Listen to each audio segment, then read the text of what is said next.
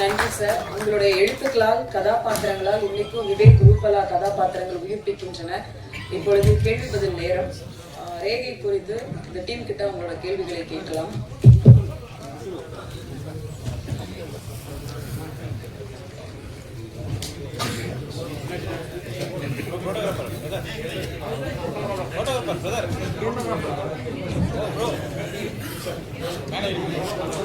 புரியல.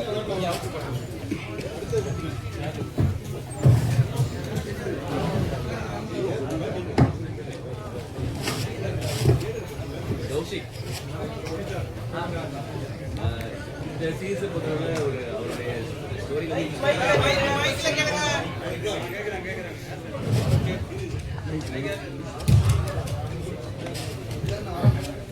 இந்த ரேகை சீரீஸை பொறுத்தளவில் நீங்கள் அவரோட ராஜேஷ்குமார் ஐயாவோட ஸ்டோரியில் வந்து ஒரு இன்ஸ்பயர் ஆகி ஒரு நாட்டை எடுத்து பண்ணியிருக்கீங்க. எக்ஸ்க்ளூசிவாக அவருடைய ஒரு ஃபுல் ஃப்ளெஜ்டு கிரைம் நாவலை எடுத்து பண்ணுற ஒரு ஐடியா இருக்கா? ஏற்கனவே அவர்கிட்ட டிஸ்கஸ் பண்ணியாச்சு. இல்லை 8 எபிசோட்ஸ் போடுறது அதுங்களா? ஆமாம், இது 80 ஒரு 4-5 கதைகள் வந்து அவர்கிட்ட டிஸ்கஸ் பண்ணியிருக்கோம். ஆல்மோஸ்ட் 2 வருஷத்துக்கு முன்னாடி இன்னொரு கதை, ஒரு நாவல் அவர்கிட்ட ஏற்கனவே நான் பேசி வச்சுருக்கேன். இது நடுவில் வந்து இது வந்தது.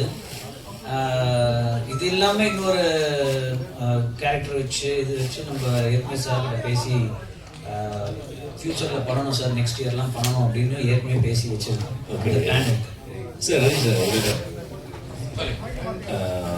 நாங்கள் காலேஜில் படிக்கும்போது சார் உண்மையாகவே என்னோடய ஃப்ரெண்ட்ஸ் எல்லாரும் உங்களுடைய பாக்கெட் நாவலை வாங்கி படிச்சுட்டு இருப்போம், போட்டி போட்டு படிச்சுட்டு இருப்போம். அந்த நேரத்தில் வந்து நம்மளுடைய பத்திரிகைகள் வந்து ஒரு டிபேட்டே நடந்திருக்கு. உங்களுடைய கேரக்டர்ஸை வந்து சினிமாவாக எடுக்கிறதா இருந்தால் அதுக்கு யார் சூட்டாக இருப்பாங்க, கமல்ஹாசன் சூட்டாக இருப்பாரா, ரஜினிகாந்த் சூட்டாக இருப்பாரா அப்படின்ற ஒரு டிபேட்டே வந்து அந்த காலத்தில் நடந்துட்டு இருந்தது. எனக்கு நல்ல ஞாபகம் இருக்குது. அப்படி இருக்கும்போது இப்போ உங்களுடைய எக்ஸ்க்ளூசிவாக உங்கள் நாவல் படமாக்கப்பட்டால் அதில் அந்த விவேக் அப்படின்ற கதாபாத்திரத்துக்கு உங்களுக்கு இந்த நடிகர் நடித்தா பொருத்தமாக இருக்கும் அப்படின்னு நீங்கள் யாரும் நினைக்கிறீங்க? அதாவது என்னுடைய கதையை படித்தவங்க எல்லாம் சொல்லுவாங்க, இது விஜய் நடித்தா நல்லா இருக்கும், விவேகா, அஜித், இல்லைன்னா விஜயகாந்த் அப்படியெல்லாம் வந்து பல பேர் சொல்லுவாங்க. முதல்ல கமலஹாசன் சொல்லுவாங்க, அவர் ரஜினிகாந்த் சொல்லுவாங்க. ஆனால் என்னுடைய விவேக் வந்து இவங்களுக்கெல்லாம் அப்பாற்பட்டவன். ஏன்னா ஒவ்வொரு வாசகரும் படிக்கும் போது விவேக்கை வந்து ஒவ்வொரு விதமாக வந்து அவங்க இப்படிதான் இருப்பார் விவேக்னு சொல்லி மன அளவில் வந்து அவரை வந்து உருவாக்கியிருப்பாங்க. அந்த பிம்பத்தை வந்து நான் வந்து ஒரு நடிகர் மேலே கொண்டு போய் செலுத்தி அதை வந்து இவர் தான் நடிக்கணும்னு நான் சொல்ல மாட்டேன். இதுக்கு ஒரு அருமையான புதுமுகம் இருந்தால் போதும். இப்போ பாலா மாதிரி விவேக் வந்தால் நல்லா இருக்கும், புதுசாக இருக்கணும். அவர் தான் விவேக், வேற யாரும் கிடையாது. அது ரஜினியோ இல்லை கமலோ விஜய் அது ஏன்னா அந்த வாசகன் வந்து அவரை விஜயா தான் பார்ப்பான், அஜித்தா தான் பார்ப்பான். ஆனால் வந்து என்னுடைய விவேகா பார்க்கணும்னா ஒரு புது முகம் தான் வேணும். அப்படி ஒரு முகத்தை நான் தேடுவேன். சார், ராஜேஷ்குமார் சார், கமலஹாசனுக்கும் ரஜினிக்கும் கதை வச்சிருக்கீங்களா? கதை தேடிக்கிட்டு இருக்காங்க. உங்கள்கிட்ட அந்த கதை ஏதாச்சும் இருந்தா போய் சொல்லுவீங்களா? சார் வந்து எங்கிட்ட கதை இல்லைன்னு நான் சொல்ல மாட்டேன். ஏன்னா ஒரு சமுத்திரத்துல போய் ஒரு பக்கெட் தண்ணியை கொண்டு வந்தா சமுத்திரம் வத்தி விடுமா? வற்றாது. எங்கிட்ட எல்லா தளத்திலும் கதை இருக்கு. அதாவது என்ன சொல்லுவாங்க, அவர் கமர்ஷியல் ரைட்டர், வெகுஜன எழுத்தாளர் அப்படின்னு சொல்லுவாங்க. அண்மையில் வந்து பார்த்தீங்கன்னா நம்ம ரிப்போர்ட்டர் பாலு அவர்கள் வந்து ஒரு பேட்டியில் வந்து அவர் சொன்னா, அவர் இருக்காரா தெரியல, இங்க இருக்காரா, போயிட்டாரா? சரி. பாலு வந்து ஒரு பேட்டியில் சொன்னார், கதைகளுக்காக நீ ஏன் வந்து எங்கெங்கயோ போய் தேடுறீங்க, அது பிடிக்கல இது பிடிக்கல, ஒருத்தர் சொன்னாரு பிடிக்கல போயிட்டாருன்னு சொல்லி. நம்ம ராஜாசுமார் இருக்காரு, அவர்கிட்ட போய் கேளுங்க கதையை. அவர் நிறைய வச்சிருக்கார் கதையை. ஒன்னு சொன்னா 10 சொல்லுவாரு, அது பிடிக்கல இன்னொரு 10 சொல்லுவாரு. அப்படி இல்லாம நீங்க ஏன் பிரபலங்களையே போய் தேடி தேடி தேடி பாக்குறீங்க? எழுத்தாளர்களோட பயணம் பண்ணுங்க. சினிமா என்பது ஒரு வட்டம், அது இப்படியே போவாங்க. நீங்க பாத்தீங்கன்னா சினிமா பீப்புளோட இது என்னன்னா, எனக்கு சினிமா என்னுடைய எழுத்து ரெண்டுமே வந்து என்னுடைய இரு கண்கள் மாதிரி தான். நான் கூட சொல்லமா சொல்லல. சினிமாவுக்கு கூட என்னன்னா 2 எழுத்து படம் வெற்றி பெற்றா எல்லா டைட்டிலும் 2 எழுத்துலயே வரும். ஒரு பேய் படம் வெற்றி பெற்றா பேய் படங்களா எழுப்பாங்க. அப்புறமா டார்க் காமெடின்னு சொல்லிட்டு ஒரு படம் வரும், அந்த டார்க் காமெடி வச்சே போவாங்க. யோகி பாபு வேணும்னா யோகி பாபு பின்னாடியே போவாங்க. இப்படியே தான் நம்மளோட சினிமா துறை இருக்கு. அவர் இல்லைன்னா படம் ஓடாதுன்னு சொல்லி. ஆனா ஆடியன்ஸ் வந்து நல்ல கதைகளை இயங்கி கொண்டிருக்கார்கள். ஒரு புதிய தளம் அட அசத்துக்காண்டா அப்படின்னு சொல்லக்கூடிய வாசகர்கள் இருக்காங்க. இன்னும் நான் பார்த்துருக்கேன். என்னுடைய குற்றம் 23 படம் வந்தப்போ செயற்கை கருத்தரிப்பு நிலையங்கள்ல நடக்கக்கூடிய மோசடிகளை பத்தி நான் கதை எழுதியிருந்தேன். அந்த டைரக்டர் அறிவழகன் படிச்சுட்டு என்கிட்ட சார் இதை படம் பண்ணாரு. அந்த கதையை பண்ணிட்டு நேரடியா ஒரு பிரபலமான ஒரு நடிகரை போய் கதை சொல்லியிருக்காரு. சார் இது ஒரு சென்சிட்டிவ் மேட்டர் சார், இது நான் பண்ண விரும்பல, பண்ண பெண்களோட வெறுப்பு கிடைக்கும், அதனால நான் இந்த செயற்கை கருத்தரிப்பு படத்தில் நடிக்க விரும்பலன்னு சொல்லிட்டார். அதுக்கப்புறம் அருண் விஜய் போய் பார்த்து சொன்னப்போ அந்த படத்தில் நடிச்சாரு. அது படம் மிகப்பெரிய வெற்றி பெற்றது. ஏன்னா கதையோட தளம் முற்றிலும் வேறுபட்டது. செயற்கை கருத்தரிப்பு நிலையங்கள் இப்பதான் இருக்கு. நம்ம தாத்தா பாட்டி காலத்துல எல்லாம் கிடையாது, எங்கேயுமே கிடையாது. முதியோர் இல்லங்களும் கிடையாது, செயற்கை கருத்தரிப்பு நிலையங்களும் கிடையாது. ஆனா இன்னைக்கு 2 தான் இருக்கு. அதனால இங்க நடக்கக்கூடிய மோசடிகளை வச்சு நான் எழுதின கதை பெருமைய வெற்றி பெற்றது. அதற்கு காரணம் தளம் புதிது, கதை புதிது, அதை பார்க்கக்கூடிய வாசகர்களுக்கும் நேயர்களுக்கும் அந்த கதை பிடிக்கிறது. ஆனா நம்ம சினிமா பீப்புள் ஒரு வட்டம் போட்டுக்கிட்டு ஒரு குத்துப்பாட்டு, ஒரு டான்ஸு, அப்புறம் வன்முறை காட்சிகள் அதீதமாக காட்டுறது, இது தான் ஆடியன்ஸுக்கு பிடிக்கும்னு ஒரு தப்பு கணக்கு போட்டிருக்காங்க. ஆகையால் என்னிடம் எல்லா கதைகளும் இருக்கிறது. அது இளம் இயக்குநராகட்டும் பிரபலமான தாராளமாக வரலாம்.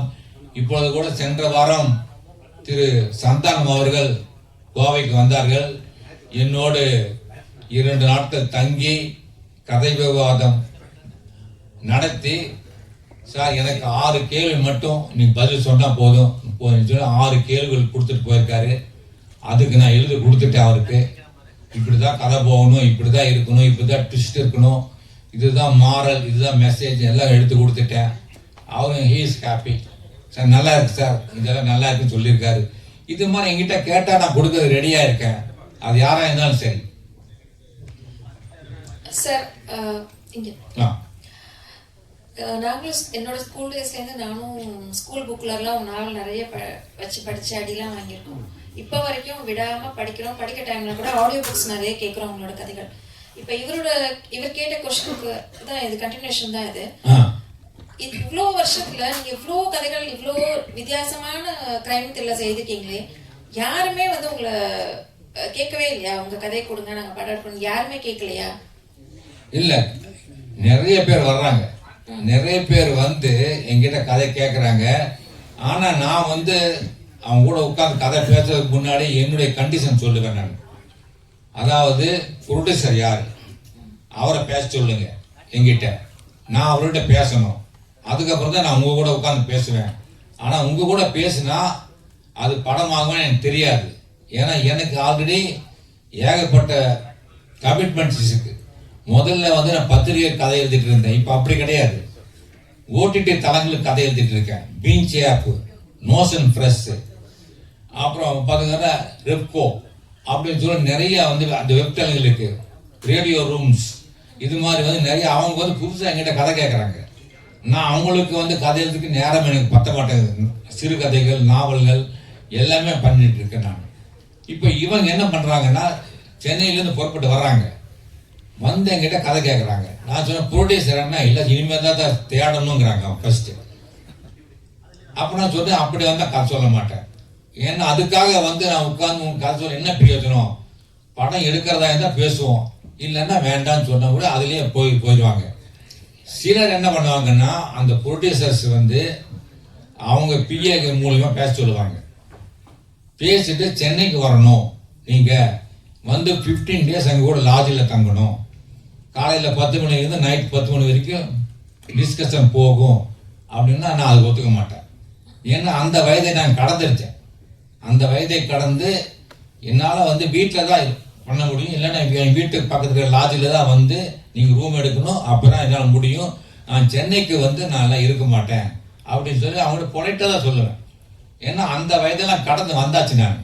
இப்போ என்னுடைய வயதுக்கு நான் டிராவல் பண்ணி லாட்ஜில் தங்கி அப்படி நமக்கு ஒரு புகழோ பணமோ தேவையில்லை.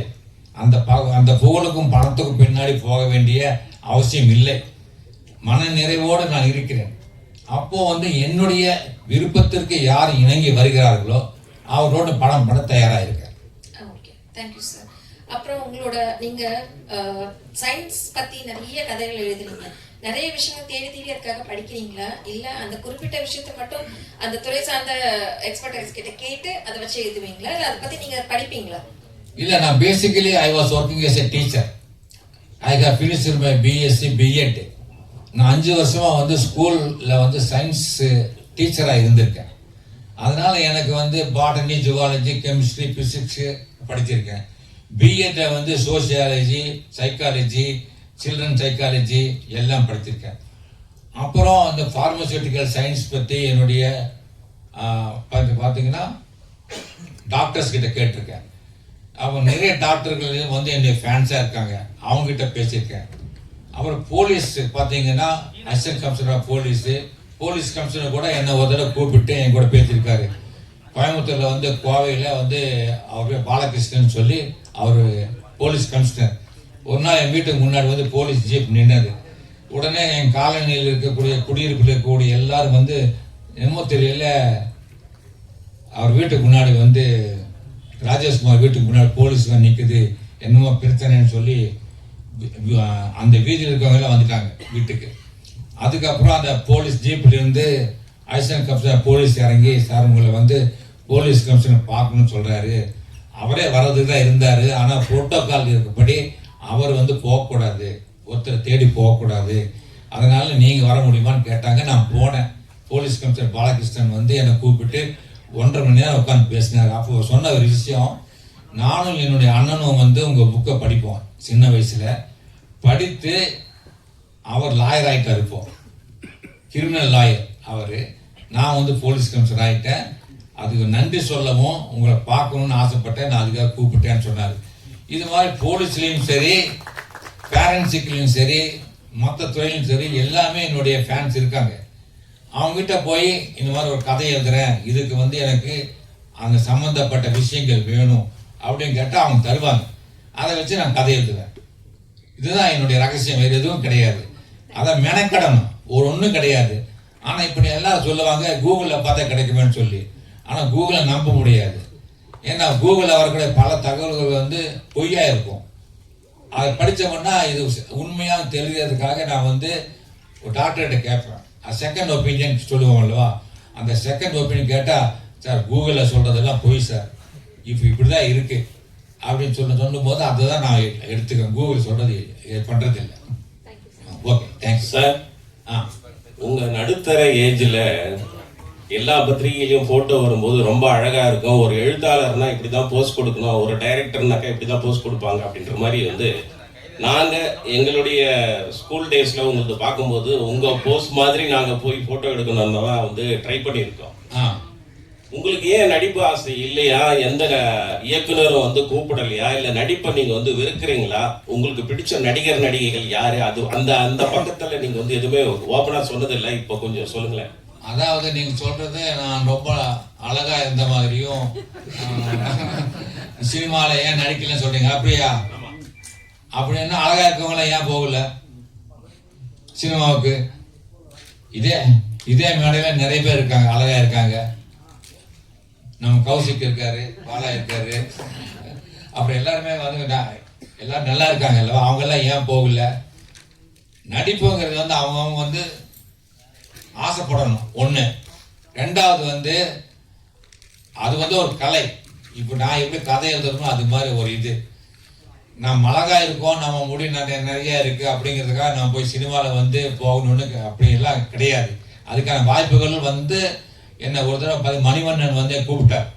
அவர் 100வது நாள் படம் பண்ணி முடித்த உடனே வேற ஒரு படம் அவர் கூட பண்றான்னு சொல்லி இதயம் பேசுகிறது மணியன் வந்து என்னை கூப்பிட்டு பேசினாரு. நீங்க போய் மணிவண்ணன் பாருங்கன்னாரு. அப்புறம் அவர் என்ன பார்த்த உடனே நீங்க சொன்ன பார்த்தா சொன்னாரு, சார் நீங்க படத்துல நடிக்கலாமே, உங்க முடி, நீங்க உங்க தோற்றம் எல்லாம் வந்து ஒரு ஹீரோ மாதிரி இருக்கீங்க, நீங்க பண்ணலாமேன்னு சொன்னார் அவரு. ஆனா எனக்கு அதுல வந்து ஆசை வரல சார் அப்படின்னு சொன்னேன். அதுக்கப்புறம் வந்து யாருமே கூப்பிடல. எனக்கு அந்த ஆசையும் இல்லை எனக்கு இப்போ. ஏன் இப்ப நான் நல்லா இல்லையா சார்? சார் உங்களுடைய கதைகள்ல வந்து நிறைய சினிமாவில் வந்து சீன்கள் வந்து காப்பி அடிச்சிருப்பாங்க, நேரடியா மறைமுடுவா திருடி இருப்பாங்க, ஏகப்பட்ட கதை இது இருப்பாங்க. உங்களுக்கே தெரியும் நம்மளோட சீன் தானே. ஆமா, நீங்க அவங்க மேல கோவப்பட்டோ கேஸ் போட்டோ இது வரைக்கும் எதுவுமே பண்ணல, ஏன் சார்? அது காரணம் வந்து எங்க லாயர் ரொம்ப நல்லவர். அவர் சொன்னாரு, ராஜேஷ்குமார் நீங்க கேஸ் போட்டீங்கன்னா நீங்க எனக்கு பீஸ் கொடுத்துட்டே இருக்கணும். ஒண்ணு. ரெண்டாவது, இந்த கேஸ் வந்து ஜூரிஸ்டிக்ஷன் வந்து எங்கன்னா சென்னை, நீங்க சென்னை தான் போகணும். ஒவ்வொரு தடவையும் என்ன சென்னை கூட்டு போவீங்களா, என்ன லாட்ஜ்ல தங்க வைக்கணும், என்ன பிளைட்ல கூட்டு போகணும், பிளைட்ல கூட்டு வரணும் செய்யணும். ஒரு கேஸ் கூட 20 வருஷம் ஆகும். எனக்கு வயசாயிடும். என்னோட கேஸை என் பையன் நடத்துவான். உங்களுக்கு பின்னாடி உங்க பையன் வந்து எனக்கு இந்த கேஸ் நடத்துவான். அப்போ கடைசியில் ஜட்ஜ் ஒரு தீர்ப்பு சொல்லுவாரு, ஒரே என்ன 2 பேருக்கும் வரலாம் அப்படின்னு ஒரு தீர்ப்பு வந்ததே வைங்களேன், என்ன ஆகும்? அதே மாதிரி நம்ம கேஸ் போறதுனால ஒரு பிரயோஜனம் இல்லை. ஆனா எனக்கு உண்டான கிரெடிட் நீங்க சொல்றீங்கல்லவா, உங்க கதையை வந்து ஒருத்தர் திருடிட்டாரு, உங்க கதையை வந்து ஒருத்தர் பண்ணிட்டாருன்னு சொல்லி, அதுவே எனக்கு பெரிய வெற்றி தானே. இது வந்து இதே போதுமே, எனக்கு ஒண்ணும் கிடையாது. நான் இப்போ பாத்தீங்கன்னா ஒரு படத்தை பார்த்துட்டு இருந்தேன் தியேட்டர்ல, சமீபத்துல உட்காந்து பார்த்துட்டு இருக்கேன். நானும் என் மனைவியும் பார்த்துட்டு இருக்கோம். பின்னாடி வந்து ஒரு 4-5 பேர் பசங்க உட்காந்து பார்த்துட்டு, டேய் மச்சி இந்த கதை படிச்சிருக்கேன்டா, இது ராஜேஷ்குமார் எழுதின கதைடா இது அப்படின்னு அவன் காது கூட சொல்றான். இது வந்து எனக்கு எடுத்த வெற்றியா இல்லையா? அப்ப எதுக்கு நான் அவன் மேல கேஸ் போடணும்? கேஸ் போட்டா எனக்கு மன உளைச்சல் வரும், எனக்கு பண செலவு வரும். அன்னதானம் மாதிரி இது விஷயதானம், அவ்வளவுதான். Sir sir sir Rajeshkumar sir தான் கேள்வி. சார் அதோட திருடுகள் பிரச்சனைகள் வருது. ஒரு கதையாசிரியரா நீங்க அதை எப்படி பாக்குறீங்கன்னா, மலையாளத்துல எல்லாம் பாத்தீங்கன்னா வந்து அந்த ரைட்டர்ஸ்க்கான கிரெடிட் உண்டு சார். இங்க வந்து உங்களுக்கு கௌஷிக் கொடுத்திருக்காரு, ஓகே, இட் இஸ் அப்ரிஷியேட்டபிள். பல இடங்கள்ல பல அசிஸ்டன்ட் டைரக்டர்ஸோட கதைகளை இயக்குநர்கள் தான் கதைகளாக சொந்தம் கொண்டாடுறாங்க. அதே மாதிரி யாருன்னா கதை சொல்ல போனா சில ப்ரொடியூசர்ஸ் வந்து அந்த கதையை எடுத்துட்டாங்கன்னு சொல்லிட்டு கம்ப்ளைண்ட் வருது. இது நீங்க சொன்ன மாதிரி கோர்ட்டுக்கும் போகுது. இதுக்கு நீங்க ஒரு கிரைம் ரைட்டரா இதுக்கு எதனா ஒரு வழிமுறை இருக்கா அதை பாதுகாக்குது? அதர் தான் காப்பிரைட் ஆக்ட் தவிர வேற எப்படி இதை பாதுகாக்கலாம் சார்? சார் எல்லாத்துக்குமே வந்து ஒரு மனசாட்சின்னு ஒண்ணு இருக்கு. எல்லாத்துக்குமே காலம் பார்த்துக்கோ. என்னை பொறுத்த வரைக்கும் என்னை ஏமாத்தின யாருமே சினிமா ஃபீல்டு இது வரைக்கும் உருப்பட்டதா சரித்திரமே கிடையாது. நான் வந்து உண்மையா சொல்றேன், இது நான் பொய்யா சொல்லல. இன்னைக்கு என்னுடைய கதைகளை திருடி பண்ணவங்க எல்லாம் யாருமே ஃபீல்ட்ல இல்ல. எனக்கு ஒழுங்கா பணம் கொடுத்தவங்க நல்லா இருக்காங்க.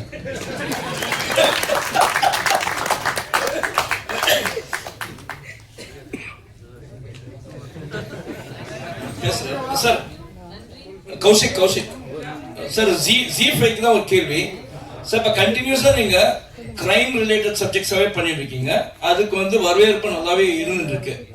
இப்ப அடுத்த கட்டமா வேற இந்த மாதிரி பைப் லைன்ஸ்ல இந்த மாதிரி கதைங்க வச்சிருக்கீங்களா? எப்படி இருக்கு இதோட இது எவ்வளவு நாள் தொடரும்? கிரைம் ஆக்சுவலா நம்ம கதை கேட்க உட்கார்ந்தோம்னு வச்சுக்கோங்களேன், 10 கதையில 8 கிரைம் தான் வரும். அந்த 2 தான் ஏதாவது ஒன்று வேற ஏதாவது ஜானர்ல வரும். கிரைம்ன்றது வந்து ஒரு மினிமம் கேரண்டி ஸ்பேஸ். இது எல்லாருக்குமே வந்து அந்த ஒரு ஹை கொடுக்குற ஒரு ஸ்பேஸ், ஒரு ஜானரா இருக்கிறதுனால கிரைம் வந்து கொஞ்சம் ஓவர் இண்டெக்ஸ் நம்ம பண்ணி நிறைய கிரைமா நம்ம செலக்ட் பண்ணுவோம். அதுலயே என்னெல்லாம் வித்தியாசம் பண்ண முடியும் அப்படின்றதையும் பார்க்கணும். ஒரே மாதிரி கிரைமே நம்ம எடுத்துட்டு இருந்தாலும் போர் அடிக்கும். பட் கோயிங் ஃபார்வர்ட் நம்மளுக்கு வந்து கிரைமை தாண்டி பல ஜானர்ஸ்ல கதைகள் வரப்போகுது. எங்களோட அடுத்த லைனப் நீங்க ஒவ்வொரு மாசமும் நம்ம சந்திச்சுட்டு தானே இருக்கோம். அடுத்த மாசம் நம்ம சந்திக்கும் போது உங்களுக்கு தெரியும், அது டோட்டலா இதுல இருந்து வேற ஒரு ஜானர்ல இருக்கும். அதுக்கப்புறம் அதுக்கு அடுத்த மாசம் வரப்போதும் அது டோட்டலா வேற ஒரு ஜானர்ல இருக்கும். ரொம்ப எக்ஸைட்டிங்கான அனௌன்ஸ்மெண்ட்ஸ் எல்லாம் ஜனவரியில உங்களுக்கு வரப்போகுது. அதை இப்போ நான் சும்மா ஒரு டீசர் பார்த்தீங்கன்னா பல வெரைட்டிஸ் ஆஃப் கிரைம் இருக்கு. அது நான் எடுத்தனாலே அடுத்த ஒரு 15 வருஷத்துக்கு நான் வந்து மாசம் நான் பண்ணிட்டு இருக்கலாம். அந்த மாதிரி அவரோட ஒரு லைப்ரரி ஒன்று இருக்கு. ஸோ அதில் நம்ம அடுத்தது என்ன எக்ஸைட்டிங் அப்படின்றத பார்த்து டெஃபினட்டாக சாரோடையும் இன்டராக்ட் பண்ணுற ஒரு ஆப்பர்ச்சுனிட்டி உங்களுக்கு. வினோதினி மேடம்க்கு ஒரு கேள்வி. வினோதினி மேடம் இங்கே தான் ரெகுலராக இந்த வீடியோஸ் வந்து மெசேஜ் ஓரியன்டாக போட்டு இருந்தீங்க சோஷியல் மீடியாவில். இப்போ சமீப காலமாக குறைஞ்சிடுச்சு, ஏன் போடுறது இல்லைங்க? இந்த மக்கள் அதுக்கு வந்து ஒர்த் இல்லைன்னு முடிவு பண்ணிட்டேன் சார்.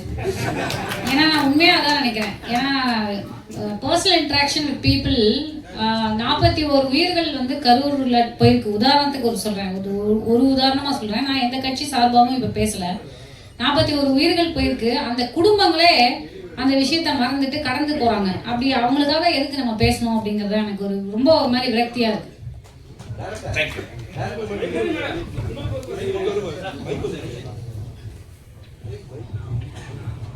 ரேகையை பத்தி அதான் ஒரே ஒரு கேள்வி. மேடம், ஃபர்ஸ்ட் வாழ்த்துக்கள். எந்த ஒரு நடிகையும் வந்து ஸ்டேஜ்ல இருந்து சாரி சொல்ல மாட்டாங்க. ஏன்னா அவங்களோட ஈகோ வந்து ரொம்ப மென்ஷன் பண்ணுவாங்க. அது ஃபர்ஸ்ட் உங்களுக்கு ஒரு வாழ்த்துக்கள். அப்புறம் வந்து இந்த படத்துல வந்து நான் வந்து பேசுனது கொஞ்சம் கடுமையா இருந்ததுதான். Sorry, very sorry. அதுக்கப்புறம் வந்து இந்த படத்துல வந்து நெகட்டிவ் ரோல் பண்ணிருக்கீங்க. ஃபர்ஸ்ட் டைம் பண்ணும்போது டைரக்டர் ஏதாவது சொல்லியிருப்பாங்க, நீங்க ஏதாவது கண்டிப்பா சஜஷன் சொல்லியிருப்பீங்க, நான் நல்ல நடிகரா இந்த நேரம் போட்டு பண்றீங்கன்னு சொல்லிட்டு ஒரு விஷயம் நடந்திருக்கும். அதை பத்தி இல்ல, நான் வந்து எல்லா டைரக்டர்ஸ்ட்டுமே நீங்க கேட்டு பார்க்கலாம். என்னுடைய முதல் படத்துல இருந்து இன்னி வரைக்கும் நான் வந்து ஒரு டைரக்டர்ஸ் ஆக்டர். நான் வந்து ஒரு வீட்டில் நான் சொல்லிட்டே போவேன். ஆக்சுவலா நான் ஸ்பாட்லேயே நிறைய தடவை சொல்லியிருக்கேன், நான் மூளையை கைட்டி வச்சுட்டு தான் நான் ஸ்பாட்டுக்கு போவேன். ஏன்னா நம்ம வந்து ஃபர்ஸ்ட் சில டிசிப்ளின் நான் மெயின்டைன் பண்ணுவேன். நம்ம டைரக்டருக்கு ஐடியா கொடுக்கறதுக்கு நம்ம வந்து அந்த இடத்துல நம்ம டைரக்டர் கிடையாது. அதே மாதிரி நான் வந்து போன உடனே இன்னைக்கு எத்தனை மணிக்கு முடியும் அப்படிங்கிற வார்த்தை நான் கேட்க மாட்டேன். முதலே அதை கேட்டுப்பேன், என்ன கால் ஷீட் கேட்டுப்பேன் தவிர இன்னைக்கு எப்போ முடியும் எனக்கு அப்படின்னு நான் கேட்க மாட்டேன். பேக்கப் அப்படிங்கிற வார்த்தை வந்து ஆக்டர்ஸ் யாருமே அந்த வார்த்தையை சொல்லக்கூடாது, டைரக்டர் மட்டும் தான் சொல்லணும்.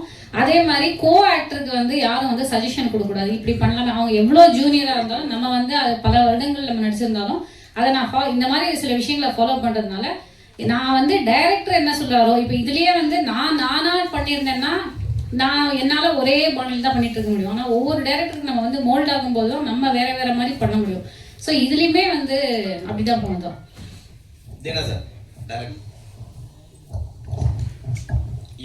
இப்போ கரண்ட்ல வந்து பாத்தீங்கன்னா இந்த இதுதான் மாஃபியா, இந்த மெடிசன் பத்தி தான் போயிட்டு இருக்கு. அது எல்லாருக்குமே தெரியும். சமீபத்துல கிட்னி கூட உங்களுக்கு தெரிஞ்சிருக்கும், அது வந்து திருடுன்னு சொல்ல முறைகேடுனாங்க. ஸோ நீங்க இவ்வளவு தைரியமா G5ல சொல்லும் போது அவங்க என்ன சொன்னாங்க? ஒருவேளை நம்மளுக்கு ரைடு வருமா, ஈடி வருமா அப்படி ஏதாவது சொன்னாங்களா? இல்லை, கௌசிக் சார் அப்பெல்லாம் எதுவுமே சொல்லல. அவரு கிளினிக்கல் ட்ரையல் வந்து அவர் அக்செப்ட் பண்ணிட்டாரு. பட் இந்தியா கண்டென்ட் அவங்க வரும்போது அவருக்கு வந்து இந்த மாதிரி ஒன்று இருக்கிறதே தெரியல. அப்புறம் கௌசிக் சார் சொன்னார் எங்கெல்லாம் இந்த மாதிரிலாம் நடக்குது அப்படின்ட்டு. ரீசெண்டாக கூட ஹைதராபாத்லேயோ மங்களூர்லேயோ இருக்கிற ஜிஹெச்சில் அது நடந்திருக்கு. ஸோ ரைட் பண்ணியிருக்காங்க. அங்கே இருக்கிற கவர்மெண்ட் டாக்டர்ஸ்க்குன்னு வர பேஷண்ட்டுக்கு மேலே இது மாதிரி பண்ணியிருக்காங்க. வேறு நிறைய நியூஸ் இதில் போடுவோம் ஆக்சுவலாக. ஆமாம், அதே போல காஸ்டியூம் கூட பார்த்தீங்கன்னா ஹீரோ வந்து ஜெய்பீம்லேயும் போலீஸாக நடிச்சிருப்பாரு, விடுதலையிலையும் போலீஸாக வருவார். ஸோ அதே காஸ்டியூம் இதுலேயும் போலீஸாக தான் பண்ணியிருக்காரு. அது நாங்கள் கொஞ்சம் நிறைய அவாய்ட் பண்ணியிருப்போம். நீங்கள் பார்த்தீங்கன்னா ஆமாம், அந்த காஸ்டியூம் அவாய்ட் பண்ணி நிறைய இடங்கள்ல இன்வெஸ்டிகேஷன் போகிறது எல்லாமே பார்த்தீங்கன்னாக்கா ஒரு மஃப்டியில் போகிற மாதிரி தான் வச்சுருப்போம். அது அது அதுக்காடியே பிளான் பண்ணது. அந்த போலீஸ் ட்ரெஸ்ஸே வேணாம் அப்படின்ட்டு. டைலாக் ரைட்டர் யாரு? நீங்களே இல்லை வினோதி மேடமுக்கு ஒரு டைலாக் வச்சிருப்பீங்க, ஒரு கிளாப் கூட வந்திருக்கோம், பெண்கள்னா லஞ்சம் வாங்க மாட்டோமா அப்படின்ற மாதிரி. அதை எப்படி சூஸ் பண்ணீங்க? அது உண்மையை சொல்லிடுறேன், அது கௌசிக் சார் தான் சொன்னாரு. பார்த்துக்கல, நான் வந்து அவர் சொன்னா நான் எப்போதுமே செய்வேன்.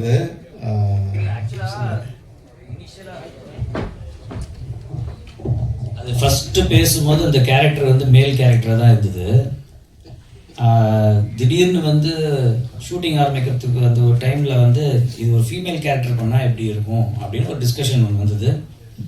அது பண்ணும்போது அவங்கள பார்த்தா யாராவது வில்லன்னு சொல்லுவாங்களா, அவங்க வில்லனாக பண்ணால் எப்படி இருக்கும் அப்படின்னு ஒரு டிஸ்கஷனும் வந்தது. ஸோ அப்போ வந்து ஒரு டைலாக் ஒன்று சொல்லிக்கலாம், ஏன் பொம்பளைன்னா காசுக்கு ஆசைப்பட மாட்டாங்களா, அது என்ன ஆம்பளைங்களோட ஐபியான்னு அது அந்த மாதிரி எதுவும் கிடையாது, அவங்களும் ஆசைப்படுவாங்க, அவங்களும் கொலை பண்ணலாம். ஸோ அந்த ஒரு இதில் வந்து எழுந்தது தான், வேற ஒன்றும் இன்டென்ஷனலாக எதுவும் பண்ணல. கௌசிக் சார், நீங்க டீம் டிஸ்கஷன்ல உட்காரும் போது கண்டிப்பா வந்து ஒரு விஷயம் சொல்லியிருப்பாங்க, ஒரு லேடி போலீஸ் வந்து இது வரைக்கும் நாங்க பார்த்ததே கிடையாது, மல்லி போயிடுச்சுலாம். அது மென்ஷன் பண்ணும்போது சொன்னாங்களா இது ஒர்க் அவுட் ஆகுன்ட்டு?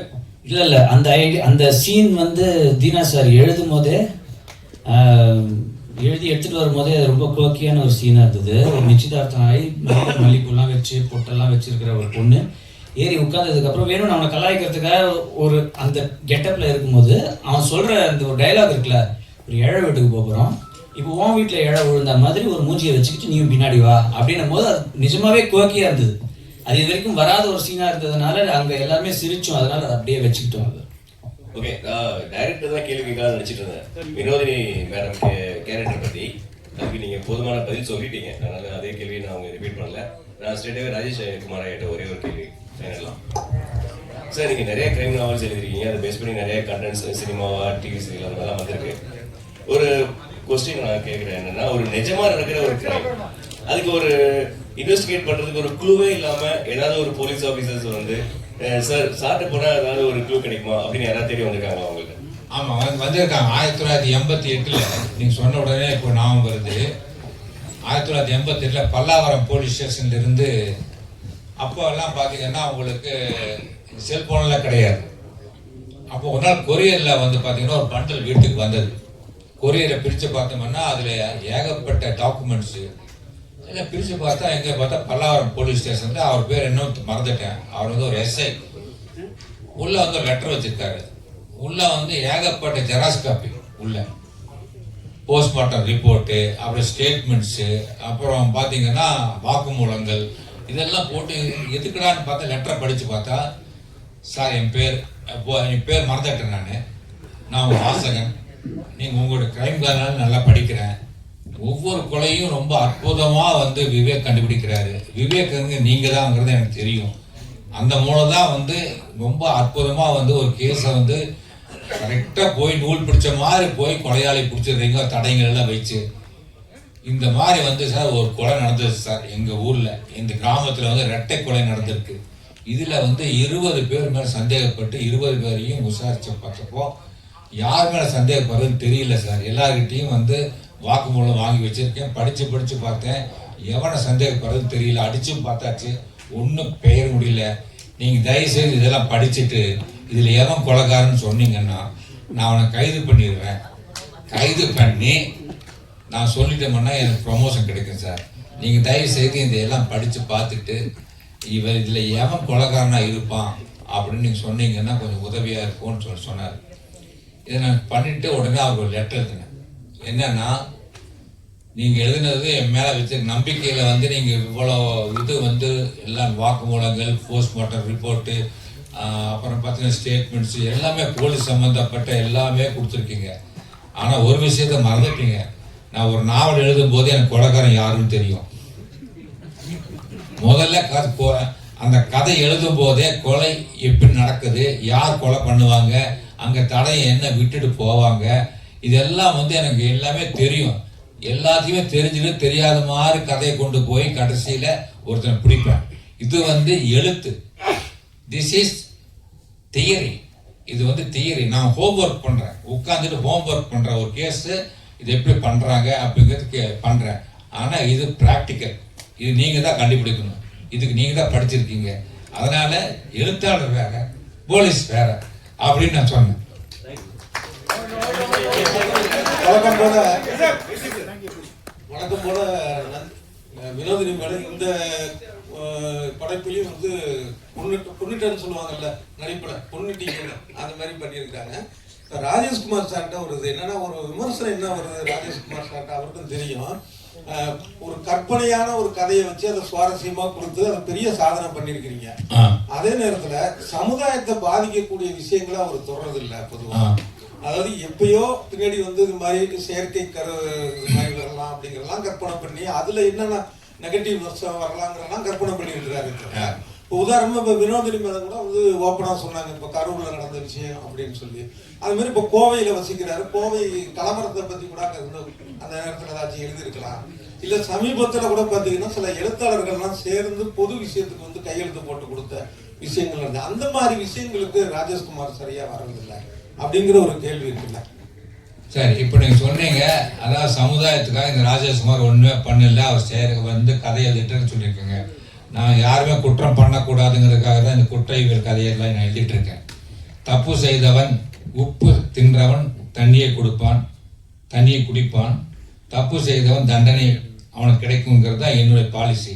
நீ எவ்வளவுதான் திட்டம் போட்டு ஒரு மர்டரை பண்ணாலும் போலீஸ்ல மாட்டிக்க போறேன் அப்படிங்கிறத எச்சரிக்கை பண்றதுக்கு தான்.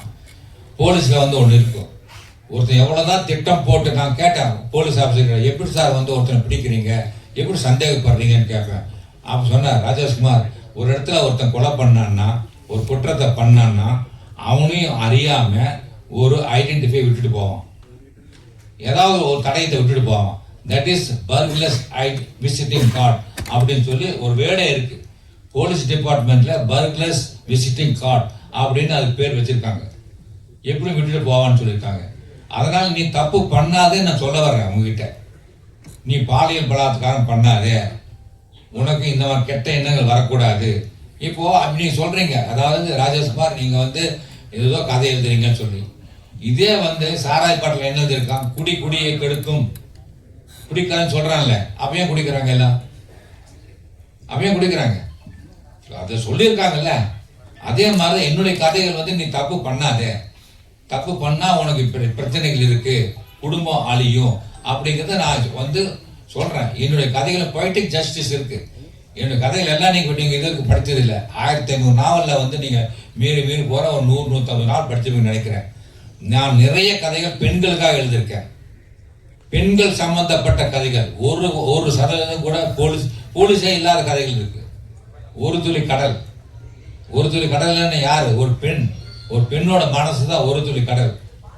ஒரு பெண்ணோட மனதில் இருக்கக்கூடிய எண்ணத்தை வந்து யாரெல்லாம் கண்டுபிடிக்க முடியாது. கடலின் ஆழத்தை கூட ஒருத்தன் கண்டுபிடிக்கலாம், ஒரு பெண்ணோட மனசுல என்ன இருக்கிறது கண்டுபிடிக்க முடியாதுன்னு சொல்லி அந்த கால சித்தர்ல இருந்து இன்னைக்கு இருக்கிற உளவியல் டாக்டர் வரைக்கும் சொல்லிட்டாங்க. அது உண்மையா இல்லையா? ஒரு பெண்ணோட மனதில் தெரியுமா? இன்னைக்கு பாத்தீங்கன்னா இங்க உட்காந்துருக்காங்க, இங்க என்ன தெரியுமா உங்களுக்கு? ஒரு ஆண் சீக்கிரமா வந்து ஒரு ஆணை வந்து சீக்கிரமா கண்டுபிடிச்சிடலாம். ஒரு ஆண் அழுதா அவன் உடஞ்சானோ அவ்வளவுதான், முடிஞ்சான். ஆனா ஒரு பெண் வந்துதான் அவ வந்து உடம்பால் மென்மையானவள், உள்ளத்தால் இரும்பானவள். அதுதான் ஒரு துளி கடல் அப்படிங்கிற பேர் வச்சு கதை எழுதினேன் ஒரு பெண்ணை பத்தி. அதே மாதிரி பூவில் செய்த ஆயுதம் அப்படின்னு டைட்டில் ஒரு கதை எழுதினேன். பூவுன்னா என்ன? ஒரு பெண். அதுல செய்த ஒரு ஆயுதம் தான் ஒரு பெண். ஒவ்வொரு பெண்ணும் பூவில் செய்த ஆயுதம். இது வந்து நான் எழுதினேன் ஒரு கதை. ஒரு பெண் எப்படி வந்து கிரைமை வந்து எதிர்கொள்ளணும்னு சொல்லி ஒரு கதை எழுதினேன். 3 பனி நிலவுன்னு ஒரு கதை.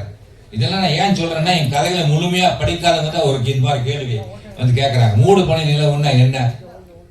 ஒரு பெண் ஒரு கிரைம் சூழல்ல மாட்டிக்கிட்டா அவ எப்படி இந்த பிரச்சனை எதிர்கொண்டு வருவா சொல்றா. இன்னைக்கு நான் ஒரு விஷயம் சொல்றேன். 6 மாசத்துக்கு முன்னாடி என் வீட்டுக்கு முன்னாடி நான் நின்றுட்டு இருந்தேன். காலையில வந்து ஒரு 55 வயது மதிக்கத்தக்க ஒருத்தர் தோல்ல மண்வெட்டியை போட்டுக்கிட்டு போயிட்டு இருந்தார். கூட அவருடைய மனைவி சித்தார் வேலைக்கு வெத்தலை பாக்கு போட்டுக்கிட்டு அந்த அம்மாவும் போயிட்டு இருக்காங்க, 2 பேரும். நான் கால் நின்றுட்டு இருக்கேன். அந்த அம்மா போன பிறகு லேசா திரும்பி பார்த்தாங்க, வந்தாங்க என்கிட்ட. நான் நினைச்சேன் ஏதோ வழி கேட்கறாங்க நினைச்சிட்டு, என்னம்மா ஏதோ வழி தெரியலையான்னு. இல்லைங்கய்யா, நீங்க ராஜேஷ்குமார் தானே, இந்த கதையெல்லாம் எழுதுருவீங்க, அவர் தானே நீங்க அப்படின்னு கேட்டுச்சு. ஆமாம்மாண்ணே. ஐயா மாறிட்டீங்க ஐயா, ரொம்பவும். முதல்லாம் புதுசு முடி இருக்கும், இப்போ வந்து மாறிட்டீங்க ஐயா. ஆமாம், வயசான எல்லாம் மாறுவாங்கல்ல அப்படின்னு கேட்டேன். சரிம்மா என்னம்மா விஷயம்னு கேட்டேன். இல்லைங்க, நான் 6ஆம் வகுப்பு வரை படிச்சிருக்கேன் ஐயா. நான் உங்கள் நாவல் தான் ஐயா படித்து சில இங்கிலீஷ் வார்த்தையெல்லாம் கட்டிக்கிட்டேன் ஐயா. அது மேயை கம்மின் அப்படின்னா நான் உள்ளே வரலாமான்னு அர்த்தம் அப்படின்னு ஒரு பொண்ணு, அதாவது ஒரு சித்தால் பொண்ணு என்கிட்ட கேட்குது. 4ஆம் வகுப்பு வரை படிச்சிருக்கேன், உங்க நாவல் படிச்சுதான் நான் வந்து மேல வந்த பல இங்கிலீஷ் வார்த்தைகளை கத்துக்கிட்டேன். நான் மத்தியானம் 1 மணிலேருந்து 2 மணி வரைக்கும் சித்தார் வேலை பார்த்துட்டு சாப்பிடும்போது எல்லாம் தூங்குவாங்க. நான் உங்க புக்கு படிப்பேன், அதுல படிச்சா எனக்கு இங்கிலீஷ் வார்த்தைக்கு தெரியுது ஐயா. இன்ஜினியருக்கு வந்து 2 பேர் இங்கிலீஷ்ல பேசிக்கிட்டா அவங்க என்ன பேசுறாங்க எனக்கு புரியுது. இதை நான் கற்றுக் கொடுத்தேன். சரி, அதை விடுங்க. என்னுடைய பையனுக்கு அண்ணாமலை யூனிவர்சிட்டியில ஒரு சீட்டு இப்போ 1995. அப்போ இவ்வளோ இன்ஜினியரிங் காலேஜ் கிடையாது. கோயம்புத்தூர்ல பிஎஸ்சி காலேஜ், சிஐடி காலேஜ் இருந்தது. அதுக்கப்புறம் அண்ணாமலை யூனிவர்சிட்டியில காலேஜ். அப்போ பிஇ சீட் கிடைக்காது. அப்போ சிதம்பரத்தில் ரைட்டர்ஸ் கோட்டா, அண்ணாமலை யூனிவர்சிட்டியில ரைட்டர்ஸ் கோட்டான்னு ஒன்று வச்சிருந்தாங்க, ஃப்ரீ. அதான் ரைட்டருக்கு ஒரு சீட்டு ஃப்ரீ, எந்த விதமான கேபிட்டல் ஃபீஸும் கிடையாது. ஃபீஸ் மட்டும் வர மாதம் வருஷம் கட்டினா போகுது. அதுக்கு அப்ளை பண்ணேன் என்னுடைய பையனுக்கு, கார்த்திக் குமார் பையனுக்கு அவன் +2ல் வந்து 90% மார்க் வாங்கியிருக்கான். இருந்தாலும் கெமிக்கல் இன்ஜினியரிங் பிஇயில் வந்து கெமிக்கல் இன்ஜினியரிங் படிக்க ஆசைப்பட்டாங்க. அப்போது வந்து நான் அங்கே போனேன், ஒரு ஃபார்மில் எல்லாம் எழுதி கொடுத்தேன். அப்போது விசியாக இருக்கக்கூடிய ஒருத்தர், அவர் பேர் ஈஸ்வரமூர்த்தி, டாக்டர் ஈஸ்வரமூர்த்தின்னு ஒருத்தர், சிதம்பரம் அண்ணாமலை யூனிவர்சிட்டியில். அவர் வந்து சொன்னார் என்கிட்ட, ராஜேஷ்குமார் நீங்கள் வந்து ஒரு ஃப்ரீ கோட்டாக்கு, அதாவது 1 சீட் ஃப்ரீ சீட்டு எழுதி கொடுத்துருக்கீங்க. இதில் ஸ்டாண்ட் மெம்பர்ஸ் வந்து 24 பேர் இருக்காங்க. அவங்க வந்து என்ன சொல்லுவாங்கன்னா, எந்த ரைட்டரோட பையனுக்கு கொடுக்கலான்னு சொல்லி முடிவு பண்ணுவாங்க. அப்போ அவங்க ஒரு கேள்வி கேட்பாங்க, என்னன்னா இவர் வந்து இலக்கியத்திற்கும் இந்த சமுதாயத்துக்கும் என்ன தொண்டு பண்ணியிருக்காரு, இந்த ரைட்டர் வந்து என்ன சமூக பணி பண்ணியிருக்காரு அப்படின்னு பார்த்து தான் நாங்கள் ஷீட் கொடுப்போம். நீங்கள் என்ன பண்ணியிருக்கீங்கன்னு அங்கே வந்து நாங்கள் கேட்போம். ஆனால் நான் சொல்கிறேன், நான் வந்து ஃப்ளைட்டில் வந்து நான் திருச்சியிலேருந்து நான் சென்னை போகணுமென்னா உங்கள் 4-5 புக் எடுத்து போட்டுக்குவேன், ஃப்ளைட்டில் படிச்சுட்டு போவேன்னு சொன்னார் விசி. ஒரு விசி வந்து என்னுடைய ஃபேனாக இருக்கார் அந்த இடத்துல. அப்போது செனட் இந்த கமெண்ட்டில் சொல்கிறாரு, இந்த மாதிரி ராஜேஷ்குமாரோடைய பையனுக்கு இந்த வருஷம் சீட் கொடுக்கலான்னு நான் இருக்கேன்னு சொன்னார். அப்போ செனட் மெம்பர்ஸில் ஒருத்தர் கேட்டார், நீங்கள் கேட்ட கேள்வி கேட்டார், ராஜேஷ்குமார் வந்து சமுதாயத்துக்கு என்ன பண்ணார் அப்படின்னு ஒரு கேள்வி கேட்டார். அதுக்கு விசி என்ன பதில் சொன்னார் தெரியுங்களா? ராஜேஷ்குமார் வந்து எல்லாரும் படிக்க வச்சாரு. பெட்டி கடைகளில் வந்து ஊறுகாய் பொட்டலங்களையும் சீக்காய் பொட்டலங்களையும் சாம்பு பொட்டலும் தொங்கியதை மாத்திட்டு புத்தகங்கள் தொங்க விட்டாரு. அதை புத்தகங்களை படிச்சு படிச்சு படிச்சு படிச்சு படிக்கும் பழக்கம், வாசிப்பு பழக்கத்தை ஏற்படுத்தினாரு. வாசிப்பு பழக்கத்தை ஏற்படுத்தின ஒரு தொண்டு இலக்கிய தொண்டு. இதை மற்ற ரைட்டர்களால் முடியல. இன்னைக்கு இலக்கியம் சொல்லிக்கிட்டு ஏதோ விருதுகள் தர்றாங்க, அது எத்தனை பேர் படிச்சிருக்கீங்க நீங்க? அதே மாதிரி இன்னொரு இதுவும் சொல்லலாம், எப்படின்னா உங்களுடைய நாவல்கள் வந்து ஆபாசம் இருக்காது, அதேதான். அதுதான் இப்ப நான் சொல்ல வந்ததுதான், மது குடிக்கிற விஷயங்கள் இருக்காது. என்னுடைய கதைகள்ல ஒரு வரி கூட ஆபாச வரி கிடையாது, இரட்டை அர்த்தம் கிடையாது. ஏனென்றால் ஒரு புத்தகத்தை வந்து ஒரு அம்மாவோ அப்பாவோ படிச்சுட்டு இந்த புத்தகம் எங்க தன்னுடைய பையன் கண்ணிலையோ பொண்ணு கண்ணிலையோ பட்டுடுவோமோ அப்படின்னு பயப்படாம அங்க வச்சுட்டு போகணும். அவன் தான் நல்ல எழுத்தாளன். என்னுடைய எழுத்துக்கள் வந்து இன்னைக்கும் வந்து ஏன் படிக்கப்படுதுன்னா பெண்களால், அதுவும் என்னுடைய வாசிகள் பெண்கள் தான். தாய்க்குளம் தான் என்னுடைய பெரிய பலம். அந்த தாய்க்குளம் தான் வந்து இன்னைக்கு வந்து என்னுடைய புத்தகங்களை படிச்சுட்டு இருக்காங்க. இன்னைக்கு பாருங்க எத்தனை பேர் வெளியே வந்து என் கூட போட்டோ எடுத்துக்கிட்டாங்க. என்னுடைய மகள்களா, நான் என்னுடைய பொண்ணுகளா நினைச்சேன், பொண்ணுகளா நினைச்சு என் கூட வந்து நின்று எல்லாரும் போட்டோ எடுத்துக்கிட்டாங்க. அது எவ்வளவு பெரிய விஷயம். பொண்ணுங்க அவளை சீக்கிரம் போய் போட்டோ எடுத்துக்குவாங்களா? ஒரு ஆணுக்கு பக்கத்தில் நின்று போட்டோ எடுத்துக்குவாங்களா? ஆனா இன்னைக்கு இருக்கக்கூடிய எல்லா பெண்களையும் கூட போட்டோ எடுத்துட்டாங்க. இந்த மேடையில் இருக்கக்கூடிய எல்லா பெண்களும் வந்து என்னுடைய மகள்களா நினைச்சு நான் நின்று போட்டோ எடுத்துக்கிட்டேன். அந்த ஒரு மதிப்பு எனக்கு கிடைச்சது காரணம் என்னுடைய நாவல்கள் தான். அதனால நீங்க சொன்ன மாதிரி நான் வந்து என்னுடைய இலக்கிய பணிதான். கிரைம் இல்லாத இதே கிடையாது. இன்னைக்கு வந்து மகாபாரதம் மிகப்பெரிய மெகா கிரைம் நாவல். சகுனி மாதிரி ஒரு வில்லன் உண்டா? பாலியல் பலாத்காரம் திரௌபதி பண்ணா, அது இல்ல, அது வந்து கிரைம் இல்லையா? முதல் பெண் கடத்தல் யாரு? சீதையை ராவணன் கடத்திட்டு போனது. First kidnapping. முதல் கோர்ட் சீன் எது? கண்ணகிக்கும் பாண்டியனுக்கும் நடந்த அந்த சொற்போர். சிலம்ப போட்டு உடைச்சா நான் குற்றமற்றவன் அப்படின்னு சொல்லி அவன் நிரூபிச்சா. அவன் இப்படி எல்லாமே கிரைம் இலக்கியம் தான். மகாபாரதம் வந்து கிரைம் தான். அது மண்ணுக்காகவும், ராமாயணம் பெண்ணுக்காகவும், சிலப்பதிகாரம் பொண்ணுக்காகவும் நடந்த 3 முப்பெரும் காப்பியங்கள். அது இன்னும் நாம மறக்கல.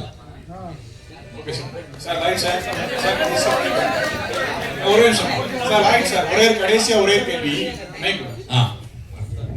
சார். C5 தமிழ்ல இதுக்கு முன்னால வெப் சீரிஸ் எடுத்தீங்களா? அதோட ரெஸ்பான்ஸ் எப்படி இருக்கு? டேட்டாக்கு சொல்ல முடியுமா? எந்தெந்த மாதிரி இருக்கு? இதுக்கு முன்னால வெப் சீரிஸ் எந்த அளவுக்கு மக்கள் சேர்ந்திருக்கு? அந்த எண்ணிக்கை கொஞ்சம் தெளிவா சொல்லுங்க. Well, overall the response that we've been receiving for the last 1 year, starting from Bilango, if I have to talk about Anantam, where ma'am has also acted, Veduvan, which we recently launched, right?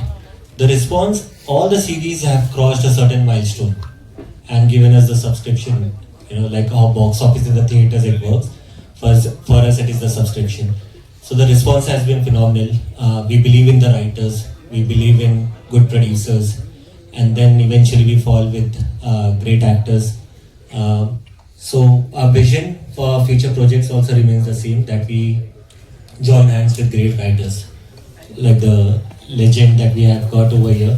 In future also, if we get a chance to work with sir, we'll be very privileged over here. So that's all the vision we are working on. Pavithra அவங்க heroine Pavithra கிட்ட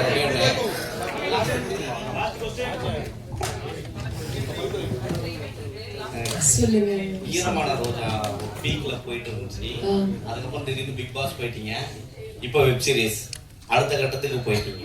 இந்த நடிப்பு அங்க இருக்கிறது வேற மாதிரி இருக்கும், இதுக்கு வேற மாதிரி இருக்கும். எப்படி நீங்க இது பண்ணீங்க? ஏன்னா லவ்வும் பண்றீங்க, சீரியஸ்னஸும் பண்ணிட்டு இருந்தீங்க இந்த இதில். ஸோ எப்படி அதை கொண்டு வந்தீங்க? ஆக்டிங் கிளாஸ் ஏதாவது போறீங்களா? ஏன்னா எப்பயுமே சிரிச்சுக்கிட்டே இருப்பீங்க. நான் உங்களை எடுத்திருக்கேன் குமுதத்தில் இருக்கும்போது, ஈரமான ரோஜா எடுத்திருக்கேன். நான் வந்தப்போ திரவியமும் உங்களையும் எடுத்தேன். ஸோ ஒரு ஆக்டிங் சீரியல்ல சொல்லும் போது வேற மாதிரி இருக்கும், அழுவுங்க அப்படின்னு கீழே சொல்லுவாங்க ஸ்கிரிப்டோட. ஸோ இப்போ இதுல இருக்கிறதுக்கும் அதுக்கும் எப்படி இந்த வேரியேஷன்? இல்ல சார் கலைக்கிறாரு, ஆக்டிங் கிளாஸ் மற்றவங்களுக்கு எடுக்கிறேன்னு சொல்லுங்கிறாரு, அதெல்லாம் எதுவும் இல்லை. அதுதானே ஒரு ஆக்டரோட வேலை. ஸோ ரெண்டு இடத்துலையும் எந்தெந்த இடத்துக்கு என்னென்ன இமோஷன் வேணுமோ அதுக்கு தானங்க வேலை செய்கிறோம். அதனால அது மேபி நான் சீரியல் பண்ணதுனால எனக்கு இதை ஹேண்டில் பண்ணுறது கொஞ்சம் ஈஸியாகவே இருக்கு. ஸோ அந்த சீன் என்னன்னு நான் முன்னாடியே படிச்சுன்னா அந்த மைண்ட் செட்லேயே நான் ஒரு மைண்ட் செட்லேயே இருப்பேன். ஸோ அது எனக்கு ஹெல்ப்ஃபுல்லாக இருந்துச்சு இந்த சீரீஸில். தேங்க்யூ.